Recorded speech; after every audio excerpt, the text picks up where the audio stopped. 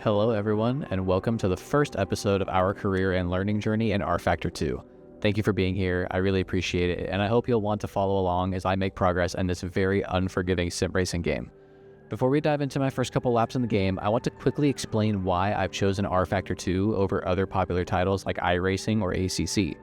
Now in my opinion, these three games form the holy trinity of sim racing right now.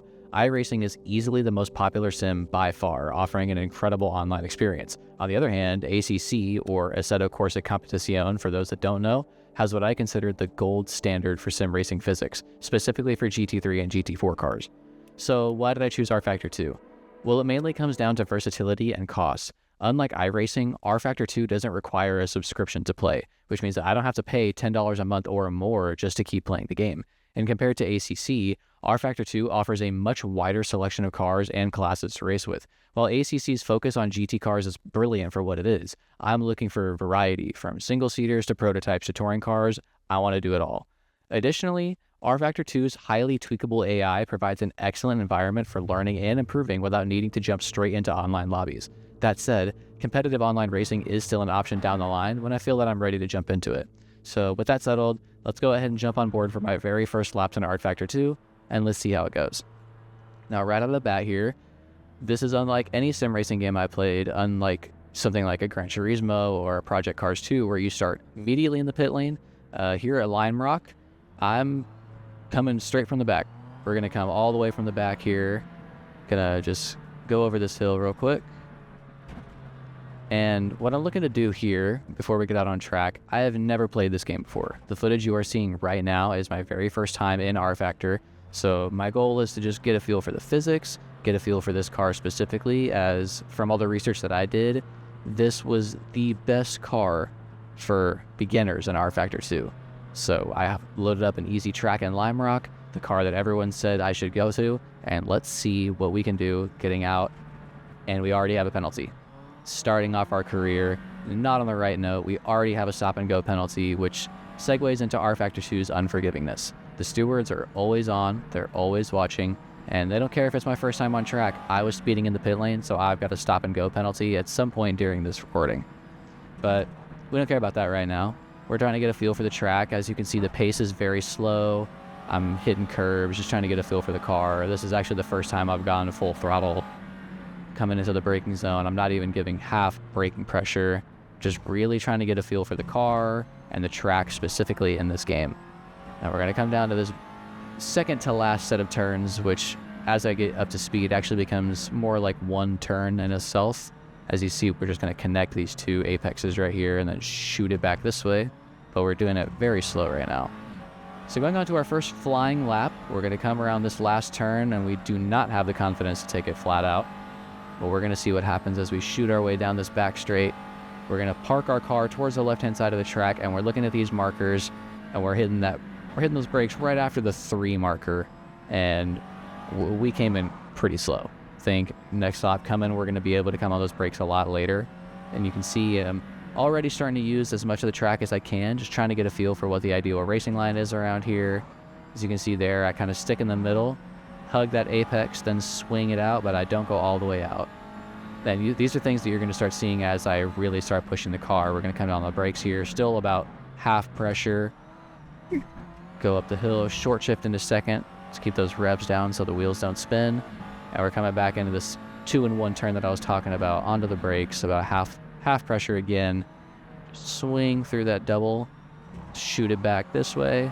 And we're using a little bit more of the track this time. Now, let's see second flying lap, coming back down the straight. Definitely kept it pinned throughout that turn right there. Shoot it down the back straight. And yet again, we're going to park on the left side, look for our marker boards, and the stewards are having none of it. They want me to serve that stop and go penalty at the very next lap, but we're not going to abandon this one. As you can see, even with me kind of keeping the pace down, we're already up 5/10. If you look in the top right of that upper thing, I don't really know what to call that. It shows the weather, my current time, my progress on the track. And as you can see, we're already a second up on our fastest lap, so improvements are being made. I'm getting used to the game. And as we come in and serve this penalty, I might as well explain everything you're looking at on screen right now. So that top bit that we were just referencing has the basic stuff, my current lap time compared to the last, any weather that we're experiencing, how long I've been in the session, my position. Now I'm the only one on track right now. And then on the bottom of that middle, the thing that's constantly moving across the top, that's going to be counting my RPMs for those of you that don't know. And then on the left-hand side, you'll see those 3 bars always going crazy. That leftmost blue one is actually clutch input, and this is a sequential car, so you're not going to see that coming in very often at all, except for when I stop here for my penalty. That second middle bar is going to be all of my brake input. You can watch me attempt to trail brake. As I come to a stop here, it goes up just a little bit. And now we're going to keep that down. And on the right-hand side of those bars is going to be my gas. That's going to be changing all the time, as it does when you're racing. Next to that, we've got fuel usage per lap. So right now it says I'm using about 0.44, what I would assume are liters a lap. And I've got about 19 liters left in the tank. And you'll see right there that equivalates to about 43.5 laps left. I don't intend on doing 50 laps. We'll see what happens. Right next to that, you'll see my gear indicator directly above my speedometer. That's ever changing. And right above that, you'll see that blue P2P light. I have no idea what that means. I wish I could. DRS is something that you'll find on Formula 1 cars where the rear wing actually opens up, going back like down straights and things like that to increase their speed without having to, change the wing. It's very innovative, very cool, but this car does not. And then the very last thing right there on the right, I believe that's just constantly going to showcase what our fastest lap is.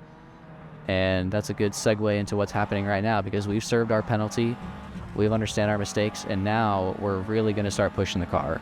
And we've got the tires up to temp, as you see, just all the way flat through that back turn right there, flying down that back straight. Once again, we're going to park it onto the left.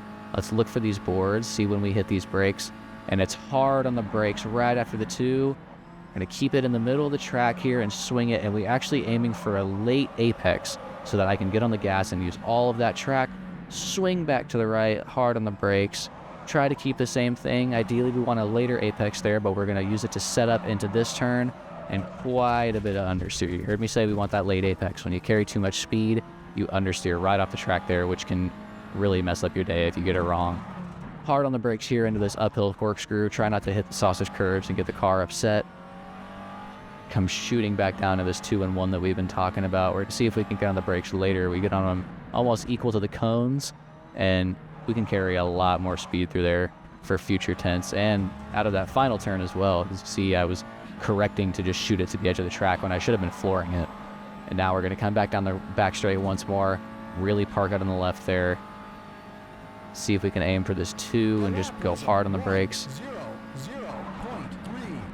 And as you can hear from my spotter, we did put up a 1:03 lap time. Now, from all the reading that I did, they said rookies need to aim for very low 58s to high 57s to be considered acclimated to this car and this track, so we've got progress. But as you can see here, I hit that late apex well. I'm able to get on the gas coming out of this section, and look at that timer. We went from 0.3 to almost 2 seconds of time. Coming back down to this uphill corkscrew, we're a little shoddy on the brakes, a little bit of oversteer, lose a bit of time there. We're actually down to about 1.5 seconds now. We're going to full pedal to the metal, come down to this back 2-1, hard on the brakes, keep it linked, try to shoot it back to the left. We're gaining time again. We're back up to 1.8. We're going to come back to this final turn, try to keep our foot to the floor, straighten that steering wheel out to keep pressure off the tires, and it's just foot to the floor all the way to the finish line. We're almost 2 seconds up, and just like that, we're already at a 58.5. So we're looking good. Hard braking at the 2 once again. Shoot it through this turn. We're going to try and keep to the left until we find that late apex. I actually end up kissing the curb a little bit, which ideally you don't want to do. Kind of upsets the car, but we're still up on time. Late apex through this corner. Shoot it to the left. Apex in and out, and we keep it pinned. And as you can see, we're still up a 10th, even from that last one. Come into the uphill corkscrew, hard braking on the left, shoot it to the right. And now we're a little squirrely through the corkscrew, but we're still gaining time. Now look at that, 0.5 seconds.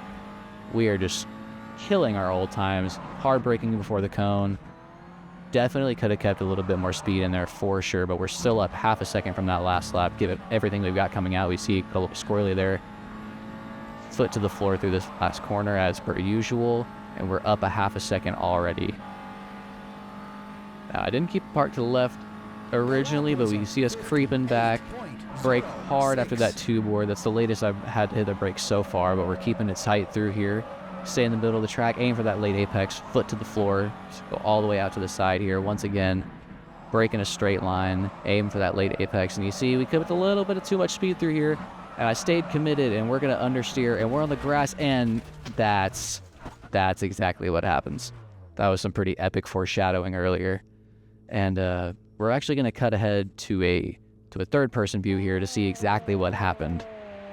So as you see, we're coming through here, turn 1, as per usual, middle of the track, so we can hunt for that late apex, shoot left and then right, try to break in a straight line. You kind of see the car wobble there, and right here, I am nowhere near that apex, but I stayed committed on my throttle, and I just understeered into oblivion, and that is a pretty awful way to end a track day. But it's my first time out here. I was already hitting lap times that I believe are respectable. So the ideal thing to do here is go back to the lobby, make sure that our car has some wheels on it, and just go at it again. You know, practice makes perfect. It's an easy track. It's what people consider an easy car. So the smart thing to do here is to load back up Lime Rock and load back up Lime Rock. No. Okay. So we're going to be loading up Bathurst. For those of you that don't know, Bathurst is a very infamous Australian racetrack, notorious for being quite difficult. And I guess diamonds really are formed under pressure, because we're going to go ahead and just start hot lapping Bathurst. Lime Rock wasn't enough. We need a better challenge. We need more corners, more elevation to really just test ourselves here. And we're going to go ahead and see how it goes. So for some of you more keen-eyed individuals, you might notice that I'm in a different looking car than the first time. It's the exact same car. It's still the Mazda USF 2000 car, just slapped a different paint job on it. Figured we should be a little bit more festive since we're coming to Bathurst. And you'll see me now. I figured out how to adjust my camera so it looks a little bit more realistic, like I'm not driving like a grandma hugging the steering wheel. Now it looks like we're actually sitting back in the cockpit. We're going to come out here, be very cautious to not speed in the pit lane, and make sure that that light is green, because I learned before what you're seeing now that if I go onto the track and that light is red, I will get a pretty not so nice penalty. So this is technically my second time out here. You'll see me coming down the first of 2 very long straightaways on this track. You'll notice some main differences right away. This straight in of itself is probably about the distance of Lime Rock as an entire track. Coming into turn 1, we're going to be hard on the brakes in the 100, and you'll immediately see just the massive elevation of this track. They don't call it Mount Panorama for anything. As you see, it's a huge charge up this hill. Coming into the second major turn, it's going to be hard on the brakes. It's going to be pretty standard hairpin stuff, a little bit of a later apex, because we're going to try and hug that wall once we start really pushing here. And this is not your typical racetrack. This is kind of a hybrid of a very, very intense hill climb with a street circuit. As you can see, there are very, very small runoff areas, and right here you get very close to a just straight concrete barrier. So very high performance, high technicality, high risk, very high reward track. You know, one mistake and you're in the wall and it's going to ruin your day, but that's not going to stop us from trying to push it with some gusto. As you see, now we're into the downhill section here. This part is very tricky as you're starting to really push. It's all about getting your braking right.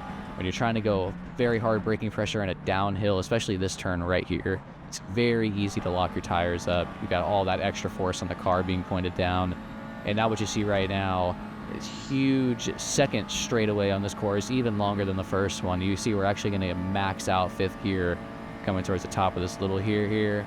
Still not done yet. We've got quite a bit to go.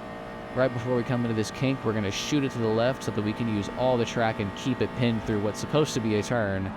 Hard on the brakes going into this left-hander at the end of the straight. You'll see that curb is very hard on the car, as is this entire track. Pay attention as I'm driving this track. You'll see the car bounces quite a bit. It's a very demanding track as we brake hard. Coming into the last turn, eat a lot of curb there. Go wide. Almost lose the car. And as you can see, we haven't even started pushing yet, and the track is already starting to fight back, but we're not going to be deterred. Coming onto our first technically flying lap here. Hard on the brakes. Keep very low speed coming into this first turn as we're still getting used to it. Take a lot of curb there, and now we're just going to park it, and we'll just listen to this car roar all the way down this first straight.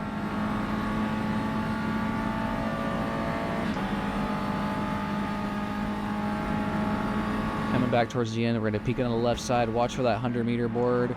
Decently hard on the brakes. We want to carry some speed. Late apex is apparently the name of the game for this video. That's what we're aiming for. Keep our throttle pinned so we can keep momentum going up this hill. Keep it in fourth. A little bit of let off the gas. Try to brake in a straight line and then let off as we turn that wheel around. Don't really hit our apex there, but we keep decent speed coming through here. Gonna hug that left side, get pretty close to the wall, and then it's in and out through this corner. Try to keep the car on the track.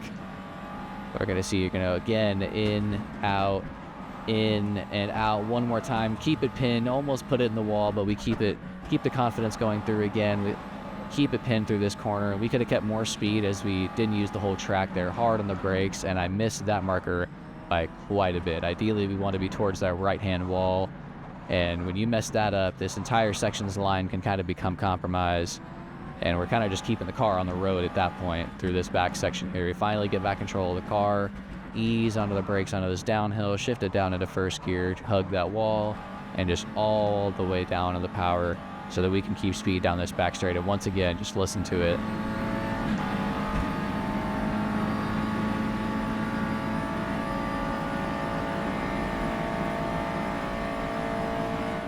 And for those of you that remember me talking about the fuel gauge, you can see those numbers just dwindling as we have it pinned down this back straight. Keep it through the kink. Hard on the brakes coming into this back turn. You hear the tires screeching for help, but we don't lock up. Little squirrely. We actually kind of touch the grass there. Managed to keep a hold of it. Keep our momentum coming through that little kink right there. Coming down into the last turn. Hard on the brakes. We keep much more speed than the first time. Still getting a little bit more curb than ideal. We keep much more speed. And you heard the spotter. That was a 2:21.9. Now, I did zero research onto what a competitive time on this track is in this car. As you see, we take way too much curb coming out of that first turn. We're still up 2.5 seconds coming down this back straight. And as I was saying, I don't know what a competitive time on this track and this car is, so we're mainly just going for self-improvement, which I believe is a big moniker for how everybody should handle their sim racing journeys. Don't try to compare yourself to the pros right off the bat, especially not myself. As I eat the grass coming into that turn, I just kill all of my momentum. Going up the hill here, you're just going to see us kind of staying steady with our time. Let off the gas a little bit, brake in a straight line, let off as we start turning. We get closer to that apex and then pin it. Keep our momentum through this section. Hug the left, get really close to the wall right there. Nip the curb coming in so that we can kick it all the way out to the left. Cut back to the right. In on the left, out on the right, and once again, in on the left, out on the right. Keep it pinned, get close to that wall. We don't care. A little kiss of the brake there to keep our speed through here, keep it pinned. And as you can see, we kept it pinned and used a lot more track, and now we're going to set it up here hard on the brakes. Close to that right wall, but I had trouble with commitment. You saw me correct the wheel. And now it's like I said, it's just keeping the car on the track, easy on the brakes. I actually kissed the wall there. And it's like I said before, you mess that up and your whole section for this next part is kind of killed as far as your momentum goes. Easy on the brakes into this back corner, down on a first. A little bit of understeer coming through here. And we're back on the power coming down this back straight.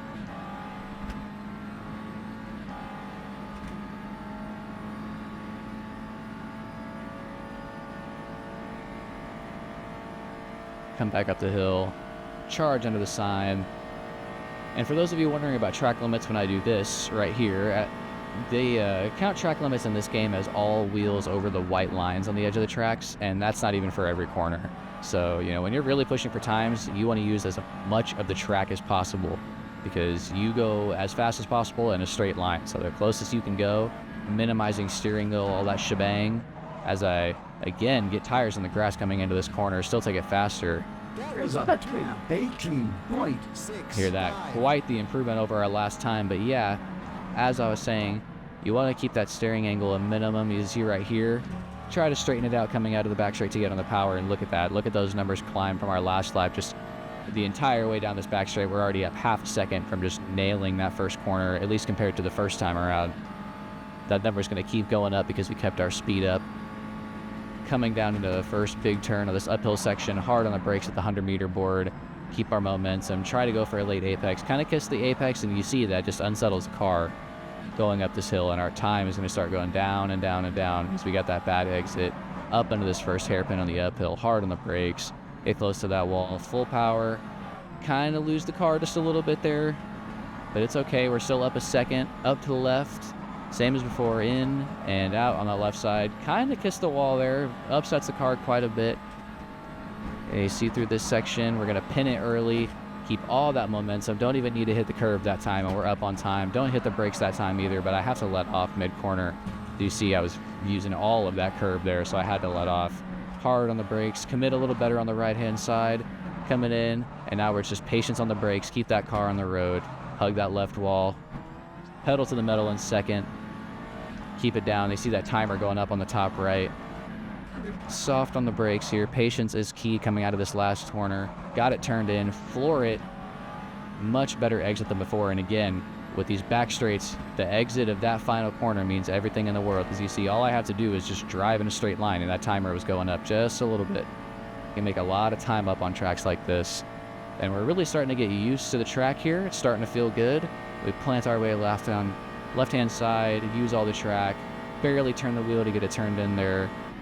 Hard on the brakes coming into this corkscrew. Get really close to losing the car, still haven't fully controlled it. There we go. Kept it on the track. The timer's going down because I was fighting with the car, but we're still up 2 seconds. Hard onto the brakes into this final turn. Eat a lot of curb, but I commit to the throttle, touch the gas, and ooh. That was a do of 16.6. Still an improvement on the time, but as you can see, we have many, many places where we can improve. Touch the grass going into turn 1 again. And as you can see, that just messes with our time here. We're actually down for the first time in this video. We're going to be able to see if we can improve it here. So we march our way down this back straight. Shout out to the Tiger billboard holding it down for us. And hard braking way later than the 100-meter board. Keep our speed into the corner, kiss that curb again, upset the car. We have gained that second back from us braking so much later. Climb back up the hill, stay pretty planted on the gas, kiss that wall. Again, we're lucky it's a video game as well. Ooh, the car gets really loose there. And this is probably the stage in sim racing where especially new people who experience this, when you get used to going a certain speed, sometimes when you have consistent mistakes, you can kind of get in your head and think that you can just overdrive the car. That's what's been happening this lap with me, touching the grass, hitting curbs that I'm not supposed to hit. I'm thinking, screw it. If I want to go faster, I'll just keep it planted. I'll just overdrive the car. You see me having to correct a lot of mistakes coming into a lot of these turns. Very hard on the brakes there. And we're keeping a lot of speed through this section, but we're being hard on the car. That's another wall tap in just this lap, and just a lot of... This is kind of an example of what not to do. You see me really overdriving the car here. I shoot into that corner. And we are now technically up 4/10. So why is overdriving such a bad thing? Well, in the longevity and the way that physics work in these sim racing games, I'm killing the car right now. A lot more throttle input than necessary is going to eat a lot of gasoline, which you have to think about in some of these longer races. And especially in a game like rFactor, tire wear is a very big thing. So if I drove that aggressively, within 10 laps, my tires are going to be dead. And, you know, the 2.5 seconds that I might have saved, if I can even finish a lap, as you see, overdriving the car, not going well for us at all right now. We've got dirt on the tires. We're killing them. It's not working out well. We're going to see if we can get our head in the game. Going back into turn 1, hard on the brakes. And as you see, I've kind of given up on this lap. We're prioritizing our exit maybe a little too well as we lose the car. And for the second time in this video, we are in the wall. Definitely going to have to censor what I said when that happened for the sake of YouTube. But for the next part, we're actually going to go third person for this next part. You've seen what it's like from my point of view. So for this next session of Panorama, we're going to go to the third person trackside view so you can see what it's like on the outside. And you'll see now, first things first, as I weave down that front straight to get some temperature into the tires, this is a new session. So I'm going slow here so that y'all have the chance to visualize the track from a third person perspective. You know, try to recognize things you remember from the first person, integrate it into the third person. It's a great thing to do when improving yourself. As you can see, maybe your racing line doesn't look as good as you think it does. Maybe when you think you're right on that wall, like right there, you got a little room to spare. And you also get a chance to recognize what the track looks like from a third person perspective. You know, sometimes it's easier to visualize a racing line when you're not in the car. So right here, I'm seeing, getting close to that wall, cutting in, shooting back in and out. That line looks decent enough, just got to maximize speed. But right here, I can tell myself, I got to be closer to that wall on the apex so that I don't miss that middle curb. Things like this become easier to spot, and it also looks cool. That angle right there with the sparks coming out of the car looked great. You'll recognize this from the first person. This is just that hard downhill section. We're going to be light on the brakes here. In this part right here, you'll see me. I thought I was about to touch that wall, but in the third person perspective, I had about a foot to gain. And now this shot is great, visualizing the length of this panorama back straight. We are foot to the floor doing about 150 miles an hour here, and we're just going to keep climbing and keep going. I mean, this is like almost 25 seconds of just pedal to the metal, shoot it through that kink. It's barely a turn at this point. Hard on the brakes into turn one. We're going to come into this final little S's section. Early on the power, here we charge out. And right there, I see I need to go further on that curb. We'll bookmark that for next lap. Could have used more track coming into turn one, but let's see how we do on our first third-person flying lap. We're going to get some live commentary here. Let's hope I don't flub up the words. Come through that starting line, hard braking into turn one, using a lot of the right-hand side of the track so we can go out and in and out on that curb. And now it is just foot to the floor. We're going to charge down this front straight. Also, another great angle to just see how long these straights are.